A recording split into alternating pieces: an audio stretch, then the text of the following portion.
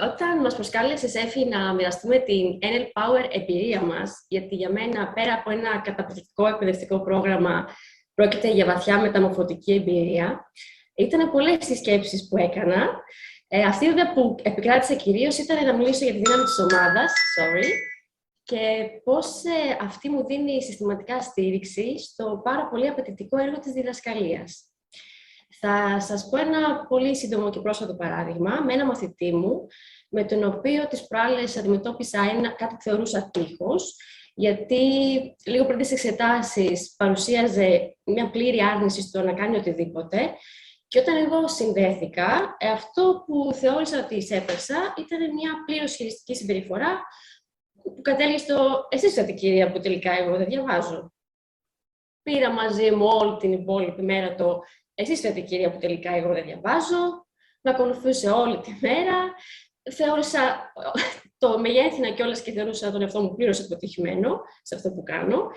Μέχρι που το έφερα στην ομάδα και το συζητήσαμε, και εκεί πέρα κατάφερα να συνειδητοποιήσω από την παρατήρηση το ότι με παρατηρήσανε, όχι ότι με παρατηρήσανε, πολύ σημαντικό, τα κορίτσια, ότι στην ουσία ενώ επιφανειακά θεωρούσα ότι έκανα σύνδεση, από κάτω δουλεύανε οι αυτοματισμοί μου, καθώς είχα χαρακτηρίσει το παιδί ως χειριστικό.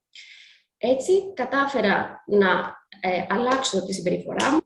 Από τη στιγμή που άλλαξα εγώ την οτροπία μου βασικά και μετά τη συμπεριφορά μου, άλλαξε και το παιδί τη δική του και γενικώς όλα αλλάξαν προς το καλύτερο.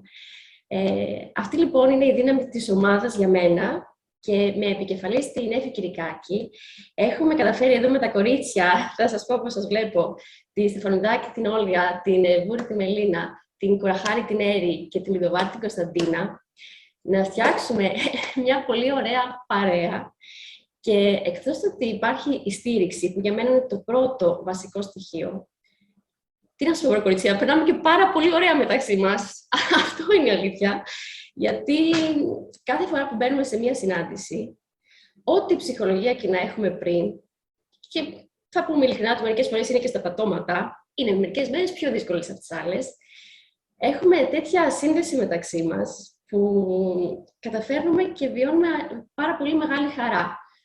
Και γελάμε, και κλαίμε, και μοιραζόμαστε πράγματα. Νομίζω μπορούμε να πούμε ότι το εσωτερικό μας παιδί, κυριολεκτικά και μεταφορικά, έχει βρει την παιδική χαρά του, εδώ πέρα. Σωστά.